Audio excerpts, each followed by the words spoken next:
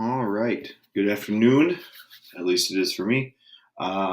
Today we're going to jump right into section 11.3, which is the probability of multiple events occurring. So in 11.2 we talked about theoretical and experimental probability. Today we're going to talk about what's the probability of this occurring and this occurring, or this or this. So what happens if I introduce multiple events at the same time and want to calculate that probability? As a quick little warm-up, in a standard deck of playing cards, what are the probabilities of drawing a heart or a club? Now, since the word or in there is key, and we're going to talk about this today as well, most of the time in probability, if you see this or that, you're going to be adding things together. So there are 13 hearts in a deck of cards. There are also 13 clubs. So the probability of drawing a heart or a club would be 26 out of 52, which reduces to 1/2 or 0.5. What is the probability of drawing a face card, either a jack, queen, or king? So a card that actually has a face on it. Again, in a deck of cards, we have 4 of each numerical value, or 4 of each face value. So I have 4 jacks, 4 queens, 4 kings, which makes for a total of 12 out of 52. This reduces to 3 out of 13, or again, as a decimal, 3 out of, oh boy, that is 0.230, or 231, I guess, is what we would say. Or 0.231. Again, if you want to call it 23.1%, you can, but just understand that most of the time probability is either a decimal or a fraction. What is the probability of drawing a red numbered card? So there's a couple things going on here. It has to be red, okay, which is half the deck, but it has to have a number on it. So we have, as far as numbered cards, we have 2, we have 3, 4, 5, 6, 7, 8, 9, and 10. That is 1, 2, 3, 4, 5, 6, 7, 8, 9. 9 different cards that have a number on it. And then we double that because it has to be a red card. So it'd be 18 out of 52. This reduces, I know for sure, to 9 out of 26, which does not reduce further. So then 9 out of 26, you plug it into the calculator, I get 0.346. Okay. Or about 0.346. Okay. So those are the probabilities of a deck of playing cards.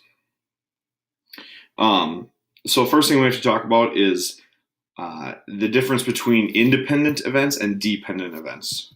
So dependent events are ones that if one event occurs, then the probability of the other event occurring is affected. Either it goes up or it goes down. So an example of this would be rain and a baseball game being canceled. Okay. Those are dependent events because if it rains, then you have a higher probability of a baseball game being canceled. And if it doesn't rain, then the probability of a baseball game being canceled goes down. So those two affect one another. So that would be an example of dependent events. Independent events would be what's the probability that I flip heads? If I were to flip a coin, and then I roll a 6 on a dice, or on a single die, right? Those are truly independent. The outcome of the outcome, sorry, it's terrible handwriting. The outcome of the coin has no effect on the outcome of the die, so those are independent. If we know 2 events are independent, then in one way to calculate the probability of both events happening is to just multiply their individual probabilities together. So one of the new symbols that you're going to see is this upside down U. This essentially means and. It's technically the intersection of those events. So what is the probability of A and B both occurring? Okay. And again, if those events are independent, meaning that one has no bearing on the other, then I can simply take the individual probabilities and multiply them together. So if we were to look at that, the probability of the flipping heads and rolling a 6, right? The probability of flipping heads is 1/2. The probability of rolling a 6 is 1/6. The probability that I do both of them would simply be 1/12. And that works because I know these are independent events. Okay.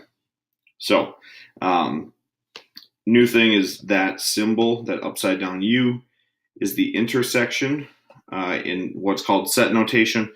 But in probability, we think of it as the word and. So, independent events, multiply if you want to know A and B. Okay. Very similar problem. So what's the probability of rolling a 6 and then rolling an even number? So the words and then are important because I'm rolling the die and then I'm going back and rolling it again. So the probability of rolling a 6, we just said, is 1/6. The probability of rolling an even number is 3 out of 6, or 1/2. So then again, the probability of A and B would simply be 1/6 times 1/2, or 1/12. Okay.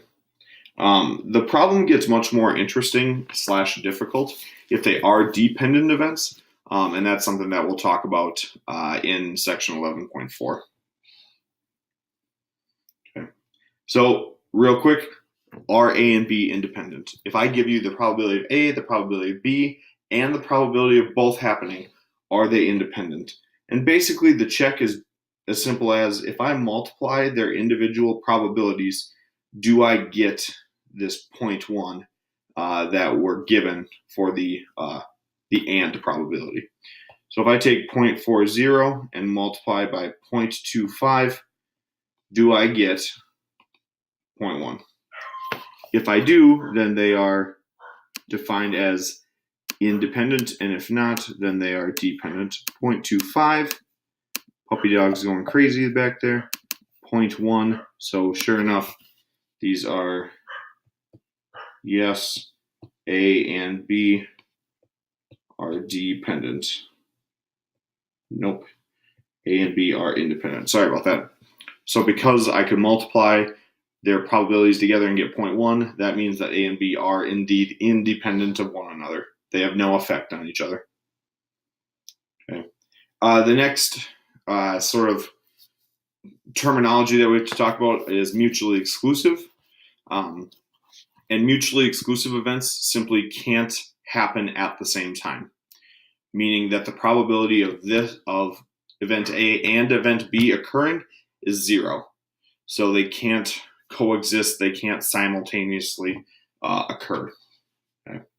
And again, if we know that two events are mutually exclusive, then we can say that the probability of A and B occurring is equal to 0. So, real quick, event A and B, are they mutually exclusive or not?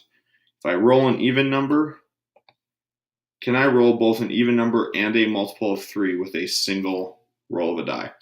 Well, even numbers are 2, 4, and 6. Multiples of 3 are 3 and 6. So obviously, if I roll a 6, I can fit both events. So since they can both happen, these are not mutually exclusive. And that's what can be tricky. Since they can coexist, the answer to the question is no, they are not mutually exclusive events. Can I pick a card that is both a heart and black? Okay, well, a heart is event 1 and black is event 2. If we look at a deck of cards, I see that all hearts are red. So this is not possible to draw both with one card. So these events are mutually exclusive. Boy. Finally, is it mutually exclusive to roll a 1 as well as a sum of 8 with 2 dice? So is it possible to roll an 8 with 2 dice, but one of the die show a 1. And in order to rolling a 1 as well as a sum of 8, this is not possible because in order to roll an 8, I would need 2 with 6, 3 with 5, 4 and 4, 5 and 3, 6 and 2. It is not possible to roll a 1 because the other die would have to be a 7, and that doesn't exist.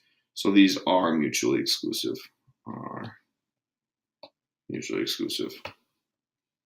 Okay, so if they can't happen at the same time, then we deem them mutually exclusive. So we said a little bit earlier, if you have the probability of A and B, that's going to lead to multiplication 99 times out of 100. If you have the probability of A or B, okay, so if I want either event A or event B to occur and I want to know that probability, we use the right side up U shape. In probability, that means or. Technically, the technical term for it is the union of A and B. And to find that probability, we are going to take the individual probabilities of A and B. We're going to add them together. We actually did this in the warm-up. We're going to add those probabilities together. But then what's interesting is we have to subtract off the overlap. So we have to minus the probability of both A and B occurring. And we'll look at an example. We will look at an example of what that looks like in just a minute. But that's kind of the formula for OR probabilities. If you know two events are mutually exclusive, then something nice kind of happens, right? If you know two events cannot simultaneously occur, that means that the probability of A and B is equal to 0, which means you really don't have to worry about that part of the formula because you'll always be subtracting 0. So if the events are mutually exclusive, then the probability of A or B is simply adding their probabilities together. And we can call it good there. We don't have to worry about subtracting the overlap because there is no overlap. Okay. So here's an example. 500 students were asked 2 questions for a survey. Do you play sports? And do you play a musical instrument? Okay. So as far as the students who play sports, 200 responded yes to that. 150 students responded, yes, I play a musical instrument. And then 50 students were in the category of saying yes to both questions. So 50 students said, yes, I play both. The question is, what is the probability of choosing a student that plays sports or an instrument? So they don't have to play both, but if I pick one of these 500 students, what is the probability that they play either a sport or a musical instrument? So what makes logical sense if it's sports or an instrument is to take the 200 that play sports and add the 150 that play a musical instrument, divide by 500 and call it good. But if you think about the fact that we have 50 students who answered yes to both questions or like raised their hand for both of those 50 students have been counted twice here, right? They fit into this category and they fit into that category, which is fine, but we don't want to double count the number of students. And so that's where we have to use the formula from the last page. So I have the probability of A plus the probability of B, but then I have to minus the probability or the number that fit into both categories, which is 50. So I'm going to extend this, move the 500 over, which is our sample space. So if I add these up, 200 plus 150 is 350, and I take away the 50 overlap, I get 300 out of 500, which is 3/5, or as a decimal is 0.6. Okay. So when we're talking about OR probabilities, just make sure you subtract off any overlapping so you don't do any double counting. You're going to pick one shape from the ring below. What is the probability that the shape is square or red? So what I'm going to do, and there's a couple ways to do this. You don't have to use the formula way. But what I'm going to do is I'm going to find the probability or the number of squares plus the number of reds. And then I'm going to subtract, I'm going to subtract off the probability of both. So probability of square plus the probability of red minus the probability of both. So if I'm just looking at the squares in this ring, I have 1, 2, 3 squares. So that's 3 out of 9 total shapes. What is the probability that I pick a red shape? I have 1, 2, 3 red shapes. So 3 out of 9 are red. But you can see here that I've double counted this red square, right? That was included in both categories. So I need to subtract 1 of the 9 shapes because that was double counted. So 3 plus 3 minus 1 gives me 5 out of 9 as a probability that I come up with a shape that is either square or red. So that or distinction gives me more options, but I want to make sure I don't count too many. And then finally, we have events with replacement versus events without replacement. And this we really dive into a lot in section 11.4, but I want to just touch on it here.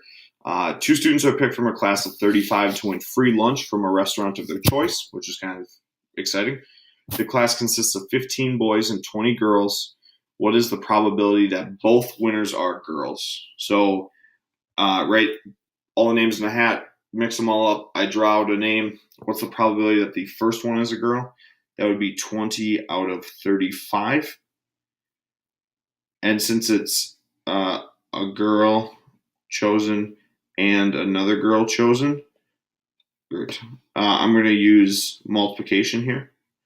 So 20 out of 35 multiplied by, now what's the probability that the next one is a girl? Well, one girl already won, so we're down to 19.